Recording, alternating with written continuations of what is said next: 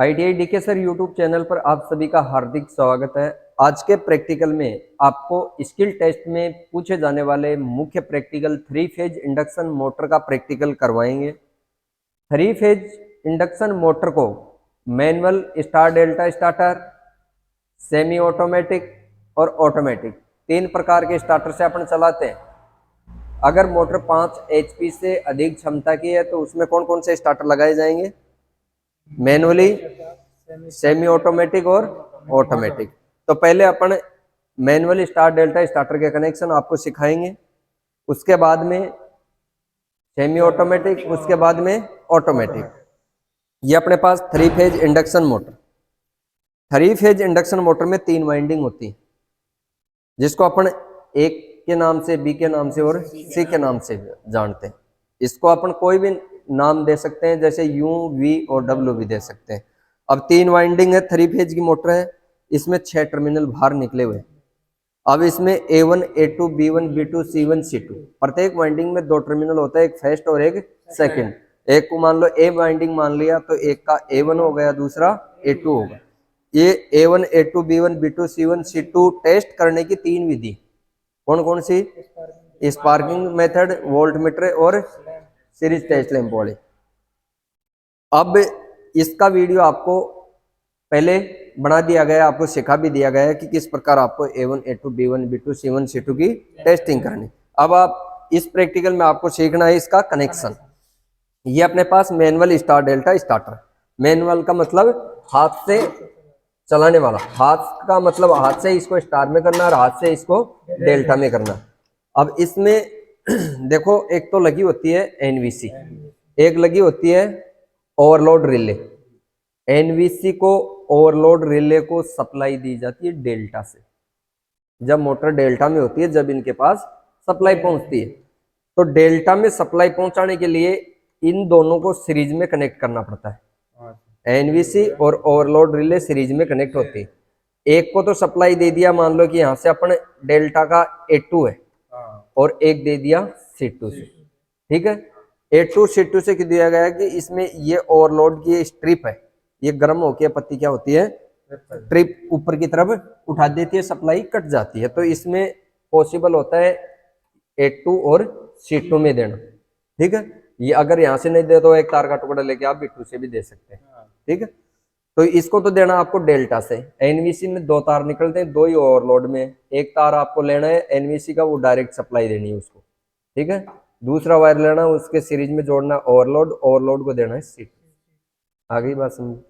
इससे अलावा इसमें ये नो कॉन्टेक्टर पत्ती होती है। 3 फर्स्ट वाली तो होती है सप्लाई की, 3 फेज सप्लाई की। सेकंड में, प्रत्येक की सेकंड में आप फर्स्ट जोड़ना है A1, B1 और C1। उसके बाद A1 के साथ आपको A2 नहीं जोड़ना है, B2 जोड़, डेल्टा में करने के लिए B2 जोड़ दो या C2। ये B1 है तो इसके साथ B2 नहीं जोड़ना है, A2 या C2। ये C1 है तो C1 के साथ C2 नहीं जोड़ना है। अब अपने पास ये टेस्ट की हुई है वाइंडिंग, इसमें ये 3 वायर तो हैं 1-1 और ये हैं 2-2। तो आपको जोड़ना कैसे है कि ये सप्लाई का तो कनेक्शन इसमें लगा हुआ है और आपको मशीन का कनेक्शन करना है, मोटर का कनेक्शन करना है। तो फर्स्ट वाले जो टर्मिनल होते हैं उसमें क्या देना है, अपने A1 दे देंगे।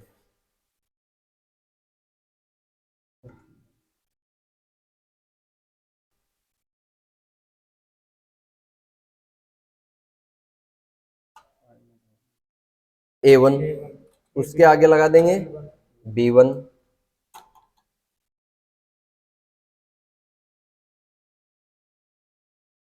नंबर में लगा देना है C1।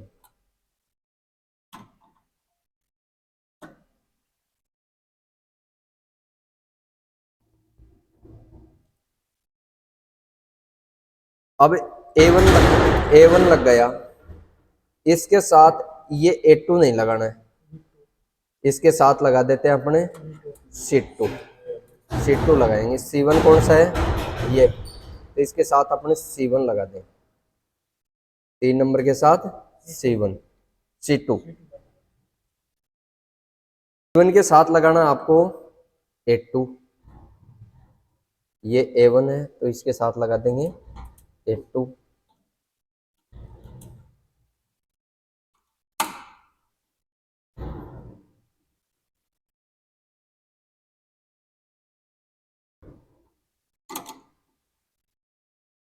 अब कौन सा बच गया?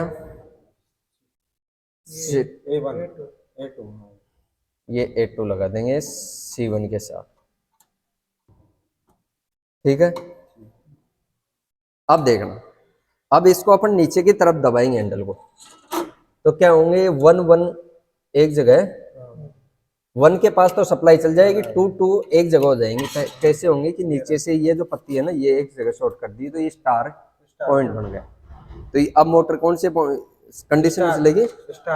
स्टार में चलेगी। और डेल्टा में ऊपर की तरफ करेंगे तब ये तीनों कॉमन हो जाएंगे। ठीक है, तो ये हो गई डेल्टा। तो अब इसको सप्लाई देकर अपन चालू करते हैं, वहां से एमसी भी ऑन करो तो मोटर चलेगी स्टार में, चल गई। अब इसको अपने 5 से 10 सेकंड बाद में क्या करना आपको, इसको झटके से ऊपर करना है। अब मोटर चलेगी डेल्टा में। ठीक है, इस प्रकार आपको मैनुअल स्टार डेल्टा स्टार्टर का कनेक्शन करना है।